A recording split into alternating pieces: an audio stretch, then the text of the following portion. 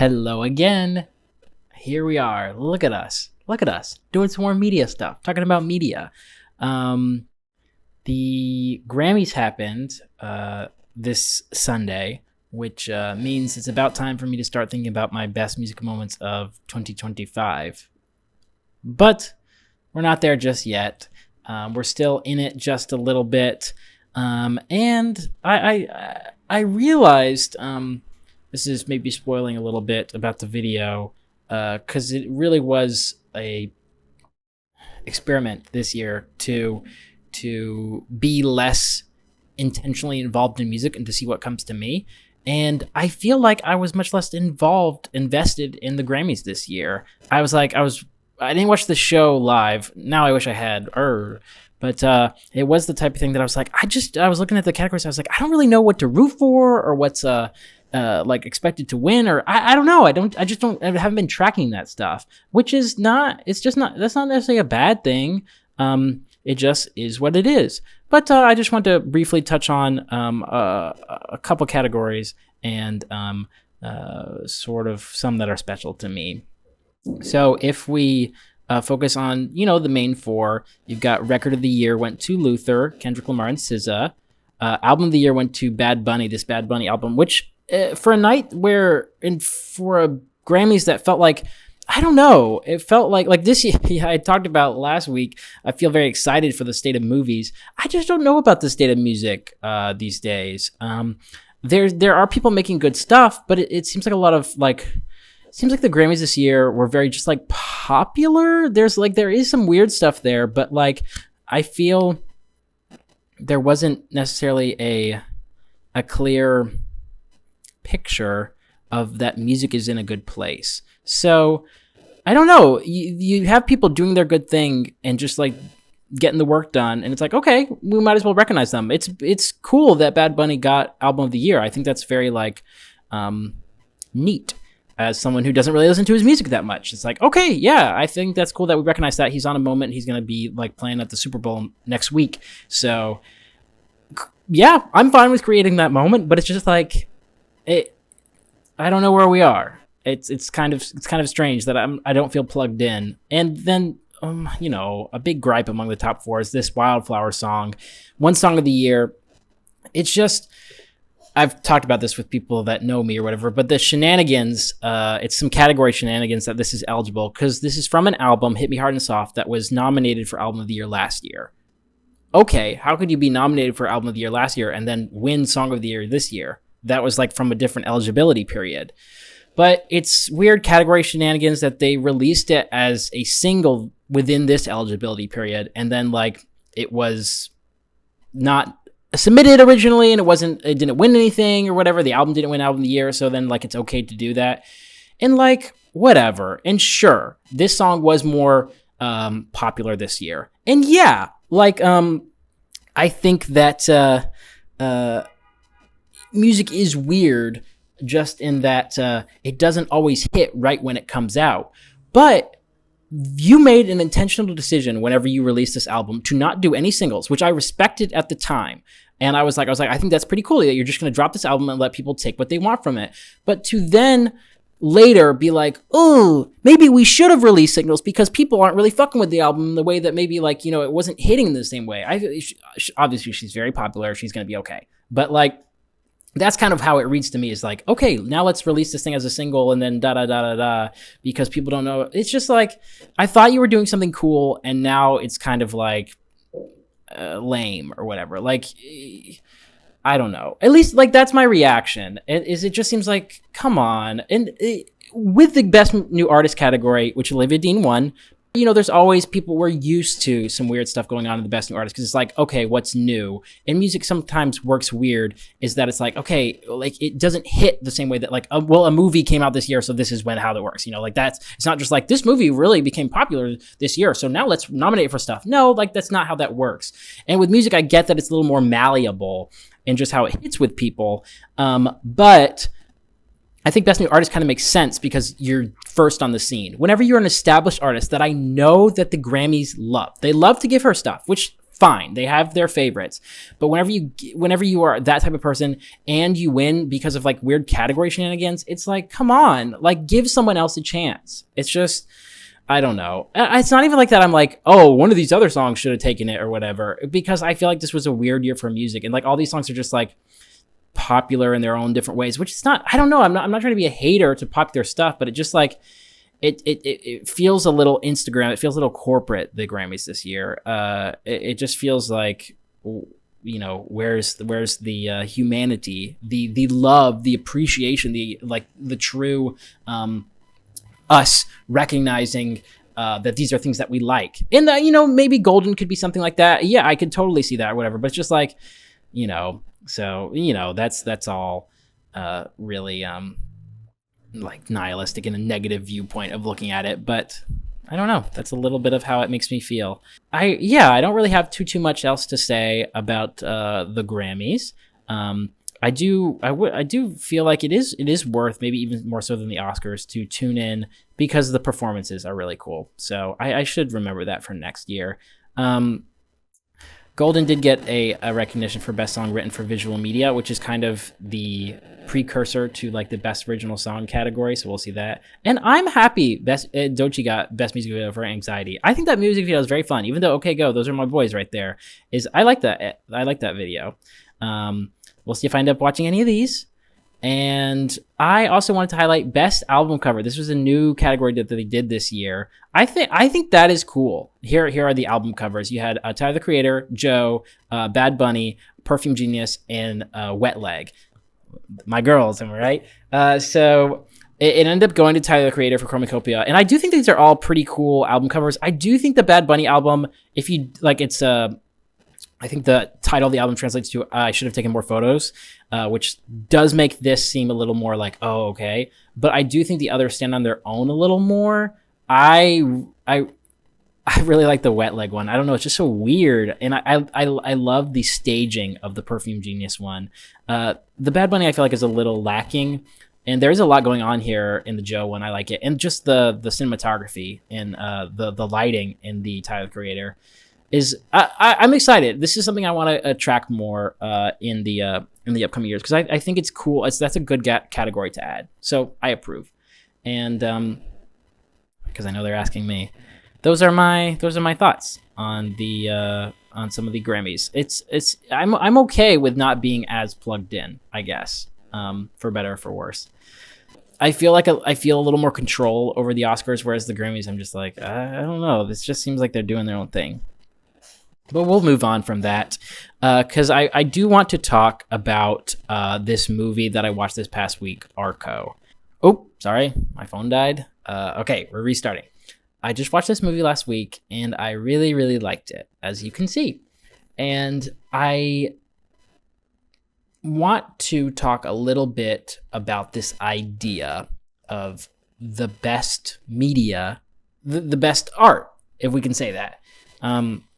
Because I thought this was a great movie, and this is like a kid's movie, so to speak. This is a movie that a kid could understand, a kid could relate to. The main characters are two children, and it's not like it's too complicated of a story to track.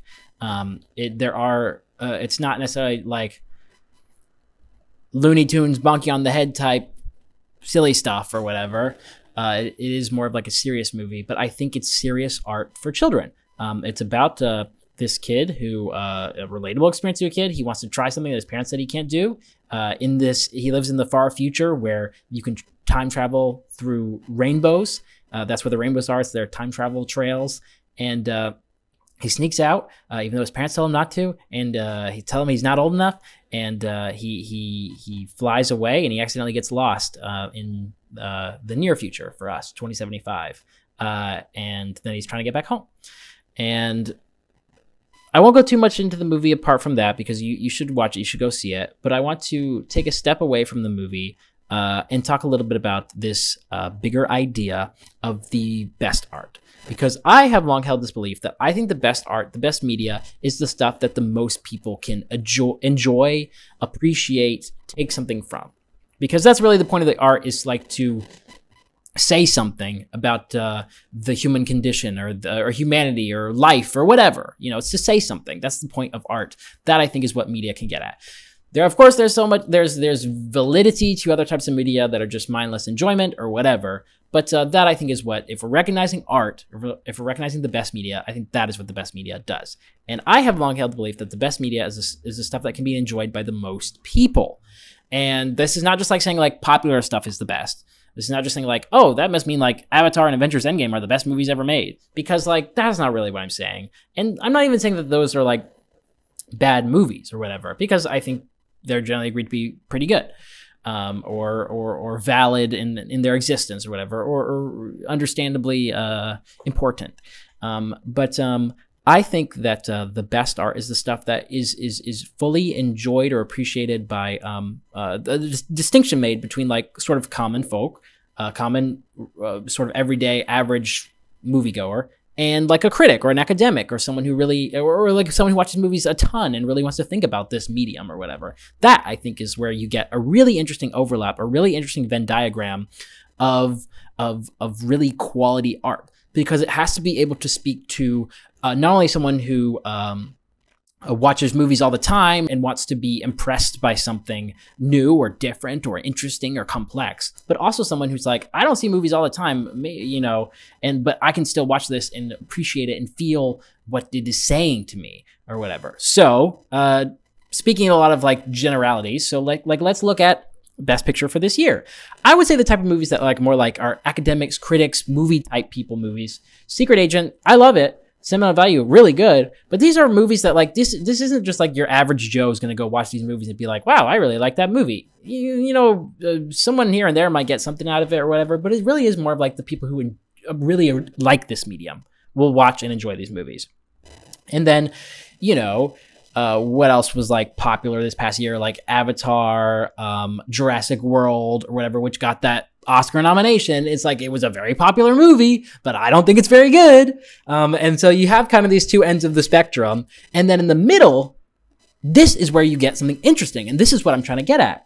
I would say something in the middle, One Battle After Another. That's in the middle. The Sinners, that's in the middle. Marty Supreme, I feel like maybe on the line a little bit, but that's in the middle. This is the stuff where like, these are very critically acclaimed movies, but also general audiences are like eating these up a little bit. Like, it's like, oh, you got to go see this thing or whatever. That's how Oppenheimer was last year or a couple years ago. It was like, yeah, it's this like sort of like critically acclaimed movie, Best Picture winner or whatever. But like so many people went and saw it, and for a variety of reasons, sure. But you had the whole Barbenheimer thing, but it's still like people are. It's this middle ground, and that I think is really interesting. So take that. And then add on a third category, because you've got common folk, critics, and then let's add in children. Because children, I think, are a different level. You really have to simplify things, or whatever. Not because I'm not saying kids are dumb. Your just brain is still developing. You don't quite understand the experience or relate to all the things that like an adult does, and like your world is a little smaller. And that's normal. That's fine. That's not a bad thing. It just is what it is. But there are still human things that you relate to because you are still a human as a kid. Kids are humans. You're still a human. There are still things that you relate to, like new things or desire or love or family or things like that. Those are a lot of things you see in kids' movies or whatever, because those are things that they can relate to. Those are things that all people can relate to or whatever, because that's just human stuff. And so I think whenever you get like that the critics and the common folk, whenever you get something in there, that's a really good movie or whatever. That's really something interesting, because it has to be able to be appreciated and enjoyed by two people that look for very different things in movies. But then whenever you get like a kid's movie, a movie that is made for children or that children can understand, that I think is a really, really interesting thing, because it has to be simple enough. I'm not saying you're dumbing it down, but it has to be simple enough for a child to understand and relate to, and relate to emotionally, and be able to relate to the story or whatever. It has to be simple enough, but still deep enough and interesting enough and unique enough to that everyone can appreciate it or whatever. And that I think is very, very hard to do. And that is what I say I will always really respect. That's what I'm saying is that's why I think it's the best art, because I respect the art that like can hit these two different things.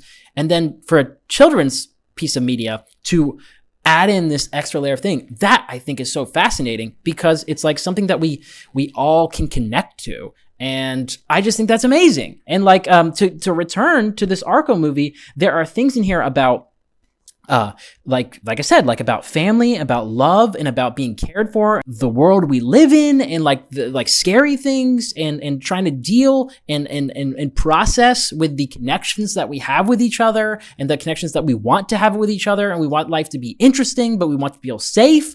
And I feel like all those different things are things that you can just relate to as a human, or you can relate to as a kid. And I think that, like, I don't know, I think it's beautiful. I think that's beautiful. And I think this movie really made me feel that. And it really made me want to add on to this media idea that I had. And to think about, like, the best art is the art that we can all connect to, that we can all feel something.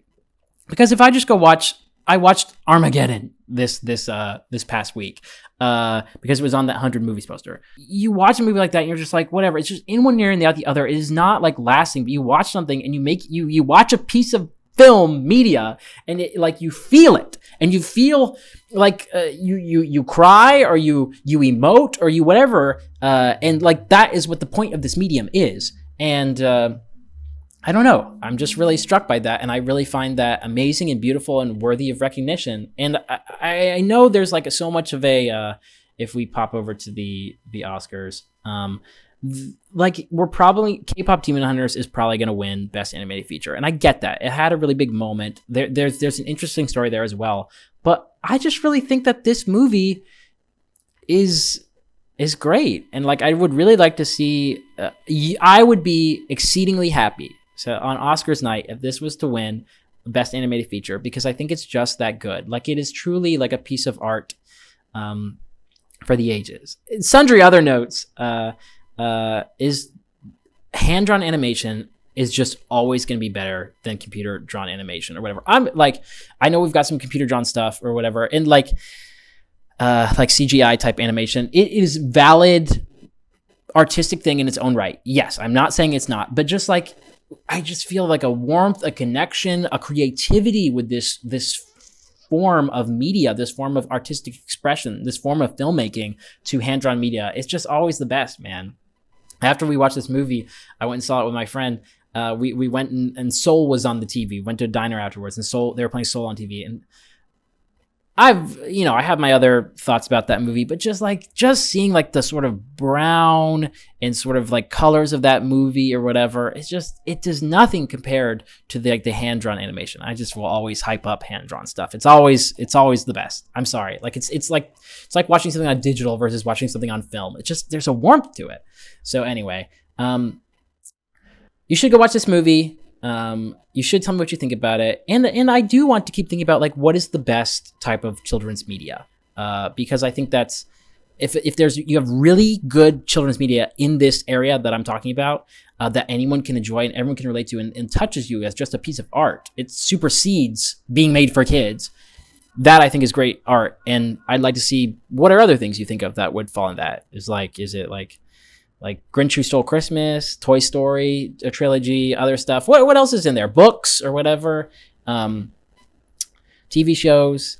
I'd be interested to see if you guys have thoughts, because this is just something I'm thinking about now. So yeah, great movie. Let's pop over. Let's wrap up. I'm gonna hit like Letterboxd real quick.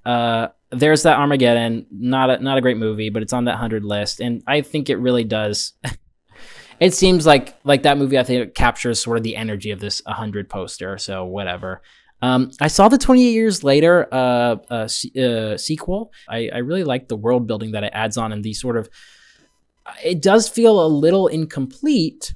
I don't think it's as strong as like 28 Years Later, but I think it's a worthy entry. I think it just it dips into some stuff that's really interesting, and I think if you think about it, it continues to comment on the nature of men or guys or boys in war, and I think that's just something that Alex Garland really is interested in and comments on, of just like different people, primarily men's interactions with warfare or violence.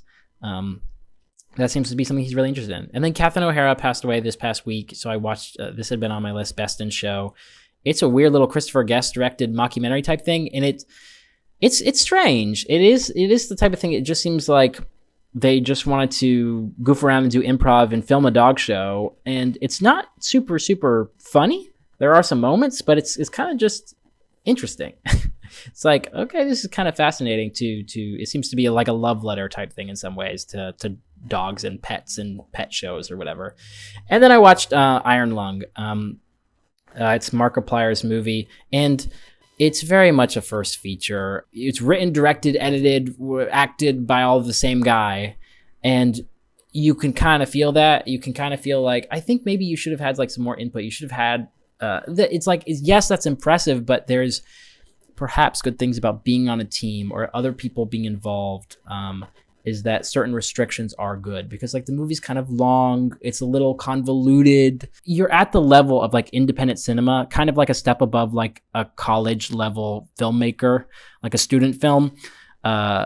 And you still have restrictions, like there, you don't have unlimited budget or anything, but it's just like you still have so much, like I feel like you don't really understand this medium a little bit. Like, yes, you technically understand how to say the words or edit a picture or like edit certain shots together, but it's like, I feel like you're missing a little bit of the understanding of like how to put this medium together. It is what it is. I don't want to hate on like an independent movie, because what's the point of that? But it's like, we could be honest about that. Like, it's a little long, it's a little convoluted, it's a little confusing. It's like the acting's not the greatest. It's not terrible, but it's just like, okay, I didn't really feel anything from watching this. I was just like, okay. Let's wrap up here. I do some media stats. I listened to the rest of the Best New Artist albums. I listened to Submarine by the Marias, Mutt by Leon Thomas, Beautiful Chaos by Cat's Eye, and You'll Be Alright Kid by Alex Warren. I've got a video that I'm going to be putting together, separate thing. It may come out before this, but probably going to come out after this. And yeah, I'm going to talk about the Best New Artist. I've got... it's an interesting thing. And then I listened to Orange Blood by Mount Joy. They've got kind of a sort of like 2015 folky sound a little bit, but it's a little updated. It's a little different, and there's some bangers on that. So I listened to that album. I haven't logged it yet. I just today watched Grizzly Man. So I did watch a documentary to stay with that, kind of in that sort of Alex Honnold, crazy guy doing crazy, dangerous things world, multiverse. So I thought that was quite interesting. And I'm going to continue to watch some documentaries. I'm just thinking about like media goals for this week. We'll figure it out. We're taking it easy. It'll be a surprise what I end up doing. There's a lot of stuff going on. All good things. So it's you don't necessarily need goals when you're already accomplishing things, right? All right, let's leave it on that. Okay, I'll talk to you after a while. Thanks. Bye.